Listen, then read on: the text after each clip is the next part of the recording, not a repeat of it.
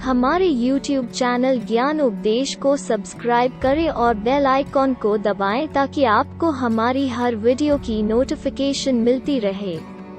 एक बार अयोध्या के राजा सगर चिंतित थे, क्योंकि उनका कोई वारिस नहीं था। वो अपनी 2 पत्नियों के साथ घोर तपस्या करने के लिए कैलाश पर्वत पर गए। जल्द ही भगवान शिव उनके सामने प्रकट हुए और राजा को आशीर्वाद दिया। भगवान शिव ने कहा, तुम्हारे पास एक पत्नी से 60,000 पुत्र होंगे, परंतु वे सब नाश हो जाएंगे। तेरी दूसरी पत्नी का एक लड़का होगा, परंतु उसके वंशज तेरे वंश को आगे बढ़ाएंगे। राजा अपनी रानियों के साथ राज्य में लौट आया।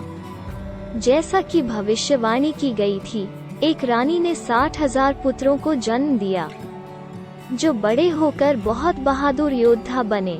दूसरी रानी ने एक पुत्र को जन्म दिया, जो अपने भाइयों के साथ बड़ा होकर उनके समान योद्धा बना। कुछ वर्षों के बाद राजा सगर ने अपने राज्य का विस्तार करने के लिए अश्वमेध यज्ञ करने का फैसला किया। यह एक ऐसा अनुष्ठान था जिसमें एक घोड़े को 1 वर्ष तक घूमने के लिए छोड़ दिया जाता था, और उन सभी राज्यों के राजाओं को जहां घोड़ा घूमता था, उनके शासन के अधीन होने या युद्ध का सामना करने के लिए कहा जाता था।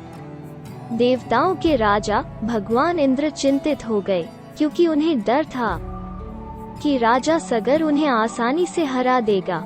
इसलिए उन्होंने अनुष्ठान वाला घोड़े को चुरा लिया और उसे ऋषि कपिल के आश्रम के बाहर बांध दिया। जब घोड़ा नहीं मिला तो राजा सगर ने घोड़े को खोजने के लिए अपने 60,000 पुत्रों को भेजा। उन्होंने घोड़े की तलाश में दिन रात एक कर दिया।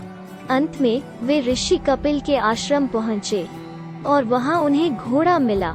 यह मानते हुए कि ऋषि ने घोड़े को चुरा लिया था, उन्होंने ऋषि कपिल को धमकाया, लेकिन ऋषि कपिल ध्यान कर रहे थे। ऋषि ने अपनी आंखें खोली और एक नजर से राजकुमारों को जलाकर राख कर दिया। चिंतित राजा सगर ने अपने पोते अंशुमान को अपने चाचाओं की खोज के लिए भेजा। उन्हें कपिल ऋषि के आश्रम के बाहर घोड़े और उनके चाचाओं की राख मिली। उन्होंने विनम्रता से अपने चाचाओं के बारे में पूछताछ की। ऋषि कपिल उनकी विनम्रता से प्रभावित हुए और कहा, उन्होंने एक घातक गलती की। केवल देवी गंगा का शुद्ध जल ही उन्हें स्वर्ग प्राप्त करने में मदद करेगा। व्याकुल अंशुमान राजा सगर के पास समाचार देने के लिए लौट आया। राजा इस खबर से टूट गए और उसने देवी गंगा की घोर तपस्या करने का फैसला किया। उनकी इच्छा पूरी होने से पहले ही उनका निधन हो गया। राजा सगर के बाद अंशुमन को सिंहासन पर बैठाया, जिसके बाद उनके पोते भागीरथ था। भागीरथ ने अपने दादा और परदादा की तरह अपने पारिवारिक कर्तव्यों को पूरा करने के लिए देवी गंगा की घोर तपस्या की। देवी गंगा ने उनकी प्रार्थना सुनी, लेकिन उन्हें डर था कि उनकी तेज धाराएं देवताओं को भी बहा देंगी।